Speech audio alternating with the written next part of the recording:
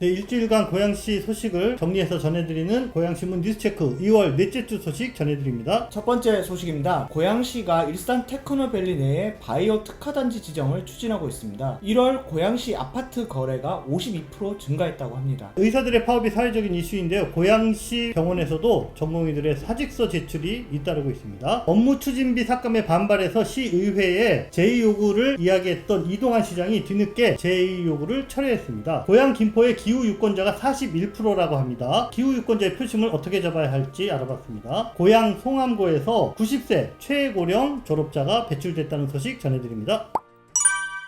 고양시가 일산 테크노밸리의 성패가 걸린 정부의 특화단지 공모에 또다시 도전합니다. 고양시는 정부가 추진하는 바이오 분야 국가첨단 전략산업 특화단지, 줄여서 저희가 바이오 특화단지로 이제 이야기하도록 하겠습니다. 바이오 특화단지 공모 신청 서류를 21일 경기도에 전달했다라고 밝혔습니다. 경기도는 접수된 신청 계획서를 취합해서 29일에 지정권자인 산업통상자원부에 제출할 예정입니다. 말씀하신 이 바이오 특화단지가 이 경쟁률이 무척 치열하다고 하던데요. 고양시를 비롯해서 성남, 수원, 시흥, 화성 5개 지자체가 도전을 했고요. 경기도 외에서도 인천, 송도, 전북, 정읍, 경북, 포항 등 전국적으로 약 20개 지자체가 바이오 특화단지 유치전에 뛰어들었다라고 합니다. 산업통상자원부에서는 공모에 신청한 20여 개 지자체를 대상으로 현장 평가, 발표 등의 심사를 거쳐서 오는 6월 말에 한 곳 또는 2곳까지 특화단지로 지정할 것으로 보입니다. 바이오 특화단지도 유형이 2가지라고 하던데요. 네, 그렇더라고요. 바이오 의약품을 개발하고 제조하는 데 적용되는 동물 세포, 배양, 정제 기술 특화단지가 있고요. 또 다른 하나는 사람의 장기 구조와 비슷한 생체 조직을 만드는 전문용어로 오가노이드 개발 제조하는 이런 분야가 있다. 그래서 지난해 10월에 착공한 일산 테크노밸리를 암 오가노이드 바이오 특화단지로 조성한다라는 목표를 세우고 경기도에 육성 계획서를 제출했습니다. 이 오가노이드 분야를 선택한 이유가 특별히 있을까요? 고양시 기업유치팀의 설명을 좀 들어봤습니다. 셀트리온이나 삼성 바이오로직스 같은 이런 바이오 의약품 업체들이 이미 인천 송도에 자리를 잡고 있다고 하더라고요. 그래서 고양시가 후발주자로 뛰어들어야 메리트가 좀 적다라는 것이죠. 이에 따라서 우리 고양시는 고양에 자리하고 있는 국립암센터와의 협업을 통해서 암 그리고 오가노이드 특화단지 이렇게 계획을 하면 다른 지역과 좀 차별화를 할 수 있다라는 설명입니다. 고양시의 희망대로 바이오 특화단지가 지정이 되면 인허가 신속 처리, 각종 기반시설 조성, 연구개발, R&D 지원, 다양한 혜택들이 주어지기 때문에 일산 테크노밸리의 기업 유치에도 결정적인 계기가 만들어지지 않을까 기대하고 있습니다. 이번이 처음 도전하는 건 또 아니죠? 작년 2월에 산업통상자원부에서 주관하는 반도체 분야 특화단지 공모에 JDS 지구 108만 평을 대상으로 지원을 했었는데 고배를 마신 적이 있습니다. 따라서 이번 도전에서는 보다 좀 치밀한 전략을 세우고 계획을 잘 세워서 고양시만의 차별화된 비전을 제시해야 될 것 같습니다. 6월에 좋은 소식을 전해드렸으면 좋겠네요. 작년 하반기부터 아파트 거래가 고양시에서도 굉장히 급격하게 위축이 되었었잖아요. 그런데 1월 들면서 이제 뚜렷한 회복세를 보이고 있다고 하던데요. 국토부의 주택 실거래가 공개 시스템을 저희가 좀 살펴봤더니요. 고양시 아파트 거래 건수가 작년 11월 425건, 그리고 작년 12월에는 392건 얼어붙어 있었는데 올해 1월 들어서는 596건으로 약 52% 정도 늘어난 것으로 이렇게 나타났습니다. 구별로 좀 살펴봤더니요. 덕양구의 아파트 거래가 증가가 두드러졌는데요. 12월에 157건이었다가 1월 들어서는 278건, 무려 77%나 증가를 했습니다. 덕양구에서도 특히 매매가 활발했던 지역을 둘을 꼽아봤더니요. 행신동, 화정동 지역이었습니다. 행신동은 82건, 화정동은 62건이 거래돼서 지난달보다 7배가량 증가한 것으로 확인됐습니다. 덕양구 아파트 거래량이 갑자기 늘어난 이유가 뭐 특별히 있을까요? 뭐 호재가 교통 호재가 어느 정도 작용한 것이 아닌가 이렇게 보입니다. 경기도가 지난달에 고양 은평선 광역철도 기본계획 요거를 발표했잖아요. 거기 보니까 이제 행신중앙로역 그리고 3호선이랑 환승 가능한 그 화정역 요게 반영이 됐거든요. 행신동의 한 공인중개사는 지난달 고양 은평선 행신중앙로역이 생긴다고 발표된 직후부터 문의가 좀 늘어났다. 향후에 새로 생기는 행신중앙로역에서 도보로 가까운 거리에 있는 이런 샘터마을, 뭐 햇빛마을 많이 이제 문의가 증가했다라고 답변을 했습니다. 또 한편에서는 이 교통 호재와 함께 노후계 상계도시 재정비 대상에 일산 신도시 외에 행신 그리고 화정지구가 포함된 것도 아파트 거래 증가에 영향을 줬다라는 분석입니다. 일산 동구랑 서구 상황은 어떨까요? 덕양만큼은 아니지만 일산 지역도 12월에 비해서 1월에 거래량이 한 30-40% 정도 증가를 했습니다. 그럼에도 불구하고 전문가들 사이에서는 본격적인 부동산 시장 회복을 논하기에는 아직 좀 이르다 뭐 이런 지적도 있습니다. 거래량이 늘어났다고는 해도 아직 평년 수준에는 많이 못 미치는 데다가 금리도 여전히 높은 상태이기 때문입니다. 서두에 말씀드린 것처럼 올해 1월 고양시 아파트 전체 거래 건수가 596건인데 이는 작년 고양시 아파트 전체 거래량이 최고조였던 6월 그때는 2880건 정도가 됐었거든요. 거기에 비하면 이제 겨우 한 20% 정도 수준입니다.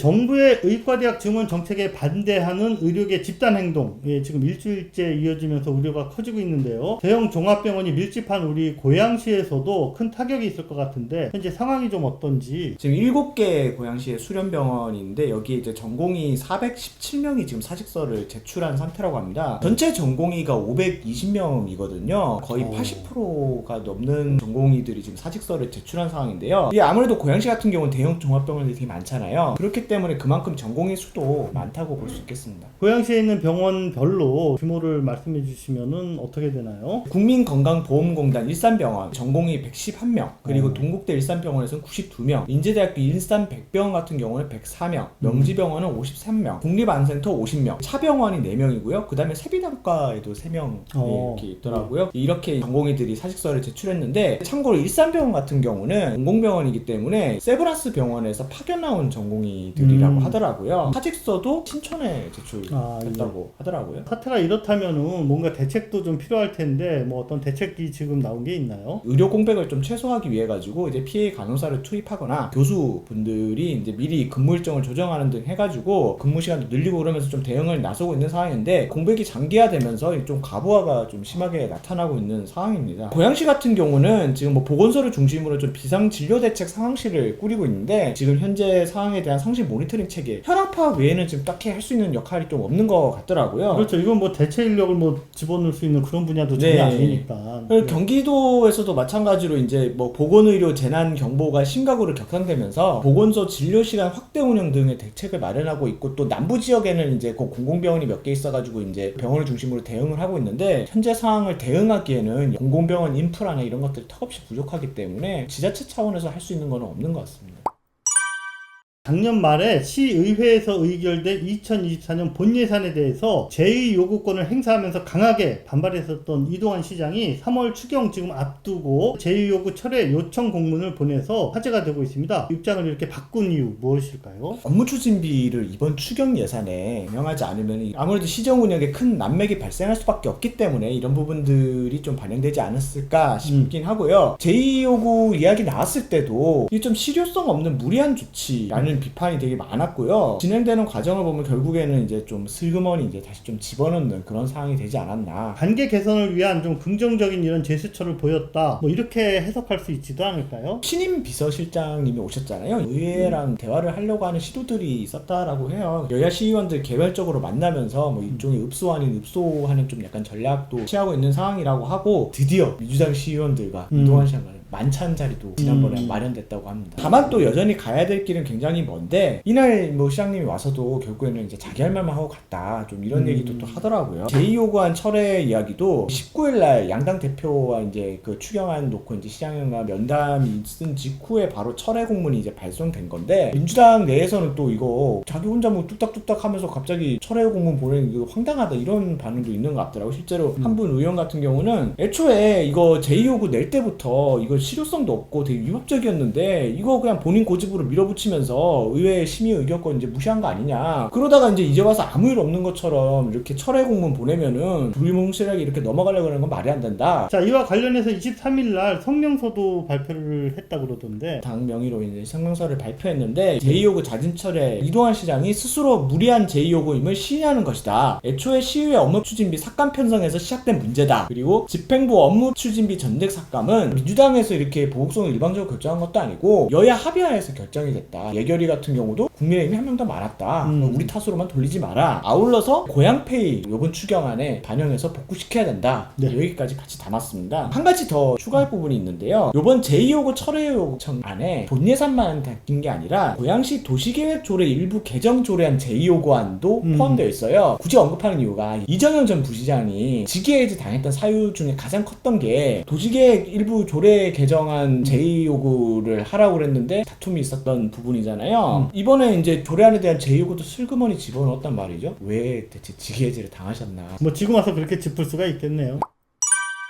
총선이 다가오면서 후보자들이 우후죽순 등장하고 있지만 선거 이슈는 별다른 새로운 내용이 보이지 않고 있는 조금은 답답한 상황입니다. 자, 이러한 가운데 기후위기 이슈와 관련된 흥미로운 자리가 마련됐다면서요. 기후정치 바람에서 사상 최대 규모로 네. 기후위기 인식 심층조사를 진행을 했다고 하더라고요. 전국 17개 시도별로 1000명씩 총 17,000명을 대상으로 172개의 문항의 기후위기 질문을 던져서 좀 유례없는 조사였었어요. 지역별로 기후유권자 분포 현황 그리고 세부 인식조사 분석 결과 이런 것들이 좀 나와서 꽤나 흥미있는 내용들이 많이 있었습니다. 기후유권자라는 이 용어 자체가 조금 생소합니다. 여기서 정의한 기후유권자는 기후의제에 대해서 잘 알고 네. 또 민감하게 반응하고 그리고 기후의제를 중심으로 상대적으로 좀 투표 선택을 우선적으로 고려하는 그런 유권자로 정의를 하고 있습니다. 이 질문들을 통해 가지고 답변의 차이를 보이는 이러한 유권자 집단을 추출해냈다고 하더라고요. 그 기후유권자 수가 얼마나 되느냐, 무려 유권자 비중의 33.5%를 상당히 차지한다. 높은 수치네요. 가령 이제 응답자의 62.3%가 이번 총선에서 기후위기에 대응을 강조하는 후보에게 더 관심을 둘 것이다 응답을 했고, 심지어는 기후 공약이 마음에 들 경우에 내가 지지하는 정당 아니더라도 해당 후보에 대해서 투표를 진지하게 고민하겠다 답변이 62.5%가 나왔습니다. 저희가 생각하는 거에 비해 가지고 수치가 높은 거죠. 또 이 기후 유권자 집단의 특징들이 좀 많이 있었는데요. 이 중에서 한 15% 같은 경우는 이번 선거에서 경제 활성화, 복지 강화 이런 거 이슈들보다 기후 대응이 가장 중요한 이슈다라고 꼽았고요. 약 30% 같은 경우는 지금 저출생 고령화 우리나라 가장 큰 문제로 얘기되고 있잖아요. 이거보다 기후 위기가 더 심각한 문제다 뽑기도 했습니다. 이렇게 정식으로 제기될 정도로 사람들이 과연 관심이 있을까 좀 의문스럽기도 합니다. 이날 발표했을 때 발표자조차도 기후 유권자가 이만큼 존재한다는 거에 대해 그럴 리가 없다라는 답변을 많이 들었다고 그랬는데, 근데 왜 우리 주변에 없지? 실제로 기후 문제를 중요하게 여기면서도 좀 드러내지 않는 그런 유권자들이 좀 많이 존재할 것이다 이렇게 좀 추정을 하고 있는 거고, 이날 예시로 든 게 하나 있었는데 위기 극복을 위해서 가계소득의 1%를 기부할 생각이 있느냐, 놀랍게도 69%가 그렇게 하겠다라고 답을 했는데, 당신네 나라에 너처럼 1% 기부할 사람 얼마나 될 것 같냐, 그 답변의 평균치가 44%예요. 기부하겠다는 사람 69%인데 너의 주변에 얼마나 있을 것 같다는 43% 정도 될 것 같은데 생각보다 없을 텐데 이렇게 생각한다는 거죠. 그리고 요 갭이 이만큼 한 26% 정도 된다라는 거죠. 이 갭이 우리가 왜 우리 주변에 기후위기 문제에 관심 있는 사람은 별로 없을 거야 라고 생각하는 그 갭과 좀 맥락을 같이 하는 게 아닐까. 고양시 내용도 좀 있나요? 고양 김포 지역의 기후 유권자가 놀랍게도 이제 경기도 내에서 가장 권역들 중에 높은 곳으로 포착이 됐더라고요. 지역별 인식조사 결과를 보니까 고양 김포 지역의 기후 유권자 비율이 무려 41%였습니다. 전국 평균보다 높은 거예요. 용인 안성 같은 경우 35.6%, 과천 의왕 성남 이런 데 29%, 뭐 평택 화순 28.9% 이렇게 다른 지역들보다 이제 훨씬 비중이 높은 걸로 나타났고요. 그리고 기후 위기 대응 공약이 가장 관심이 있다 이렇게 답한 사람도 경기도에서 평택 화성 다음으로 높은 8.9%를 나타냈습니다. 이들 중에서 단 몇 프로라도 이제 기후 위기 이슈를 표심으로 연결을 하면은 총선 당락에 큰 변수가 사실 될 수 있거든요. 한 4, 5%만 돼도 지난번에 비해 가지고 이번 총선이 훨씬 더 초박빙일 걸로 예상을 하잖아요. 기후 유권자가 어떻게 표심을 보이느냐에 따라 가지고 굉장히 큰 이번 총선의 변수가 될 수 있을 것이다. 그런데 정작 후보들이 내세우는 공약에는 그런 내용들이 잘 보이지 않습니다. 그런 이유는 또 뭘까요? 기후 유권자들이 실제한다는 사실을 저희들조차도 이제 잘 안 믿잖아요. 당장 이제 선거에서 이겨야 되는데 이거 별로 표 안 되는 전략인 것 같고, 이날 자리에서 계속 얘기했던 부분은 뭐냐면은 이번 총선을 기후 선거로 만들겠다라는 이제 목적의식을 가지고 이제 나온 것이니까 이게 충분히 전략적으로 성공 가능성이 있다. 기후 유권자는 분명히 존재하고 후보자들이 모험을 걸만하다 강조를 했던 부분이고요. 무작정 또 이제 지역별로 이제 균일하게 적용할 수 있는 문제는 아니고 지역에 맞는 전략도 또 필요하고 후보자들의 요 캠페인도 좀 많이 필요하고 여러모로 이제 좀 뒤따라야 되는 것들도 많이 있을 것 같습니다.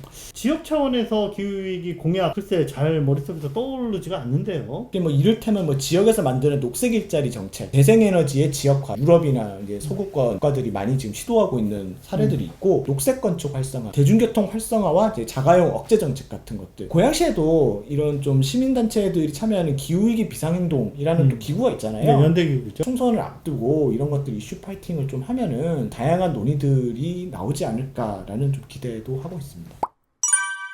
지난주 고양시의 한 고등학교 졸업식이 전국적으로 화제를 모았습니다. 일산 서구 성석동 항룡산 아래 자리하고 있는 송암고등학교인데요. 올해로 90세가 되신 김은성 어르신이 국내 최고령자 고등학교 졸업장을 받으셨기 때문입니다. 왼쪽이 바로 김은성 어르신이고 오른쪽은 송암고등학교의 정재도 교장 선생님이신데요. 한국전쟁으로 학업을 중단했던 김은성 어르신이 지금 현재 은평구에 살고 계시는데 매일 1시간 반씩 지하철과 버스를 갈아타면서 2년 동안 송암고등학교를 다닌 끝에 감격의 졸업장을 받게 되셨다라고 합니다. 고양 송암고, 여기가 어떤 학교인지 설명 좀 해주세요. 네, 여기는 고양시에서 유일하게 2년제, 2년만 다니면 고등학교 졸업장을 받을 수 있는 그런 학교이고, 일반 고등학교 다니다가 중도 포기한 학생, 학령기에 학교를 다니지 못한 만학도들이 함께 공부하는 곳입니다. 10대 학생들, 그리고 중년, 노년 어르신들이 한 교실에서 함께 어울려 공부를 하고 다시 한번 꿈을 펼칠 기회를 얻는 이런 학교다라고